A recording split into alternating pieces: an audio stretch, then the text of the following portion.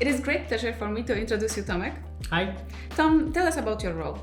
I work with Celio as a QA engineer, and it's much broader role than it seems because it's not only about software testing, but the extensive care for the general quality of the product.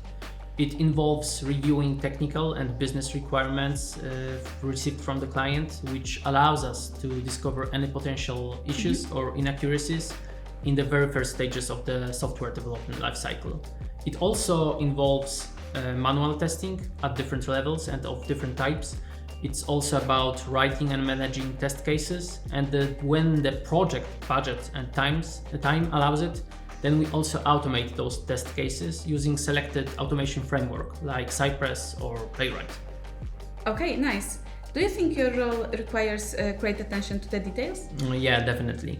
And I would also say that a certain sixth sense or QA intuition, so to speak, is also helpful.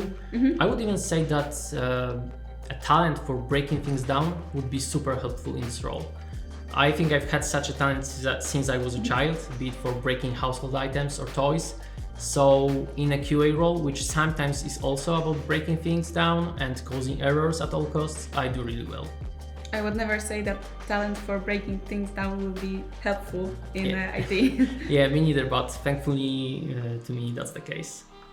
Now I would like to ask you about the portfolio, because we all know that it's easy to prepare portfolio for developers or for designers, but what about QA?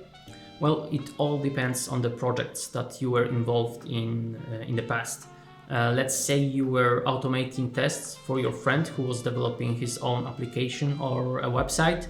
In that case, you can show your code the same way the developers do.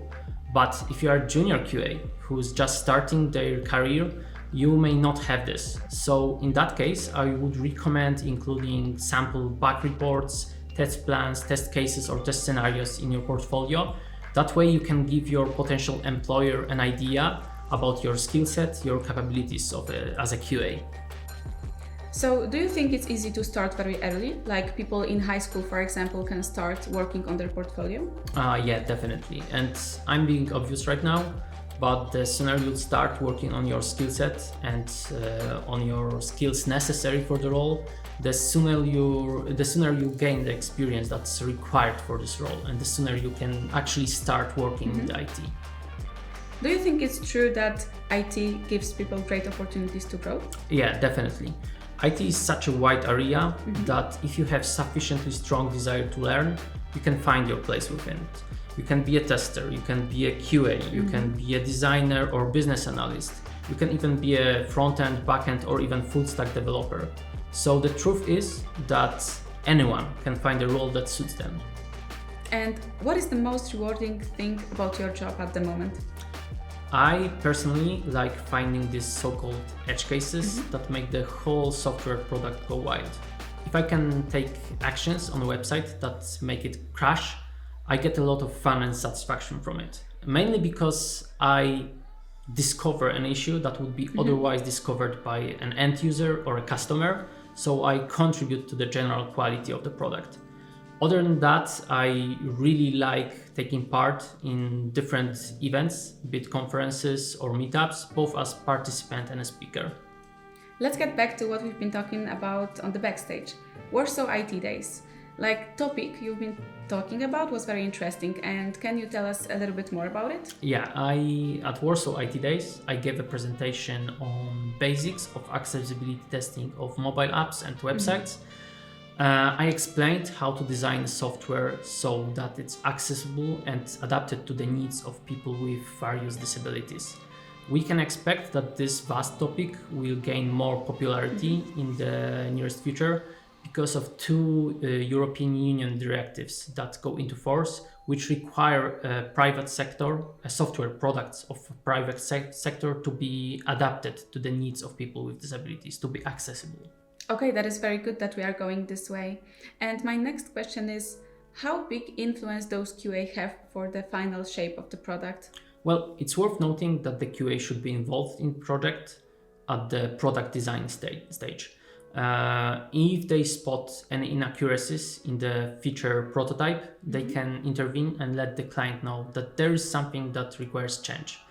That way, we can spot any issues very early, and it's easier and also cheaper to fix them. Other than that, we are also involved in testing at various stages of the project. So at any of these stages, we can spot any issues, let the client know that we need to fix something, and that way we gain confidence that the final product is free of those defects. Tom, now different kind of question. Do you prefer individual work or teamwork? In my case, I pick teamwork every time, because I can find a lot of bugs, a lot of issues, but I cannot fix them myself. I need a team of open-minded and experienced developers to do that for the client. Other than that, I can also ask developers for help when I'm not sure how a certain feature is supposed to work and we lack product documentation. I can also ask them for help when I'm blocked, when I'm automating these tests. And what is the most difficult part of being a software tester? I think it's hard to pick a single thing. It all depends on the company's culture and communication with the client, etc. I think in my case, the most challenging thing was working on a project without product documentation and automating test cases, because it requires a certain level of technical skill, which I didn't have when I joined Celio.